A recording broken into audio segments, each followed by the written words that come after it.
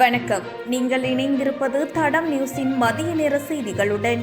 விரிவான செய்திகளுக்கு செல்லும் முன் முதலில் தலைப்புச் செய்திகள். தங்கத்தின் விலையில் சடுதியான மாற்றம், நகை வாங்க காத்திருப்போருக்கான அறிவிப்பு. மெர்வின் சில்வா உள்ளிட்ட 5 பேரை விளக்குமறியலில் வைக்க உத்தரவு. போலீஸ் அலுவலர்கள் மீது வாள்வெட்டு, 2 கைது. கோர விபத்துகளில் சிக்கி 1007 பேர் உயிரிழப்பு. குறைவடைந்தது முட்டை விலை. தொடர்பான விரிவான செய்திகள். தங்கத்தின் விலையானது இலங்கையில் கடந்த சில மாதங்களாக சற்று ஏற்ற இறக்கத்துடன் காணப்படுகின்றது. கடந்த சில நாட்களாக தொடர்ச்சியாக வீழ்ச்சியடைந்த தங்க விலையானது நேற்று மீண்டும் அதிகரித்துள்ளது. நேற்றைய நிலவரத்தின்படி ஒரு அவுன்ஸ் தங்கத்தின் விலையானது 9,65,813 ரூபாவாக பதிவு செய்யப்பட்டுள்ளது.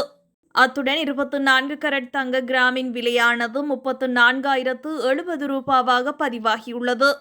இந்நிலையில் 24 கரட் தங்க பவுன் ஒன்றின் விலை 2,72,550 ரூபாவாக பதிவாகியுள்ளது.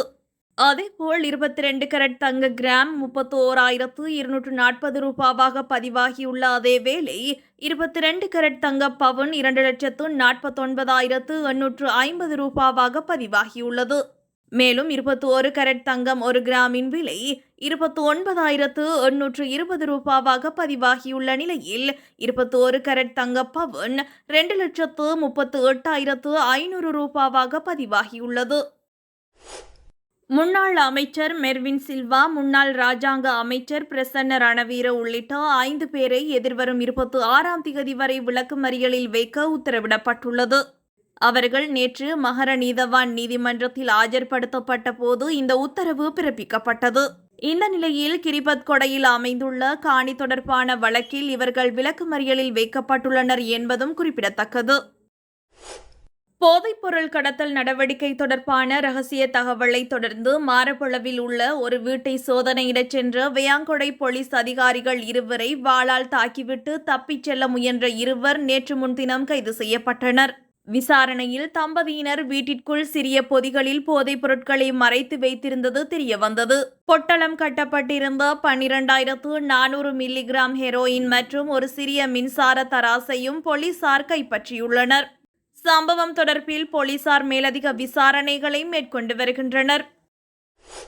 இந்த ஆண்டில் இதுவரை இடம்பெற்ற 944 விபத்துகளில் 1007 பேர் உயிரிழந்துள்ளதாக போலீஸ் ஊடக பேச்சாளர் சிரேஷ்ட போலீஸ் அத்தியட்சகர் புத்திக மனதுங்க நேற்றைய தினம் நடைபெற்ற ஊடகவியலாளர் சந்திப்பில் தெரிவித்தார். இதன்போது போலீஸ் ஊடக பேச்சாளர் மேலும் கூறுகையில், விபத்துக்களை கட்டுப்படுத்துவதற்காக மதுபோதையில் வாகனம் ஓட்டுவோரை கைது செய்வது, கவனக்குறைவாக வாகனம் ஓட்டுவோரை கண்டறிவதற்கான நடவடிக்கைகள் உள்ளிட்ட பல்வேறு நடவடிக்கைகளை போலீசார் மேற்கொள்வதாக தெரிவித்தார். அதன்படி ஜனவரி 1ஆம் தேதி முதல் மே மாதம் 18ஆம் தேதி வரையிலான காலப்பகுதியில் மதுபோதையில் வாகனம் ஓட்டிய 26,413 பேர் சட்டத்தின் முன் நிறுத்தப்பட்டதாக போலீஸ் ஊடக பேச்சாளர் இதன்போது தெரிவித்தார். அண்மைய வாரங்களுடன் ஒப்பிடுகையில் உள்ளூர் சந்தையில் முட்டை விலையில் குறிப்பிடத்தக்களவு வீழ்ச்சி ஏற்பட்டுள்ளமையை நுகர்வோர் கவனித்துள்ளனர்.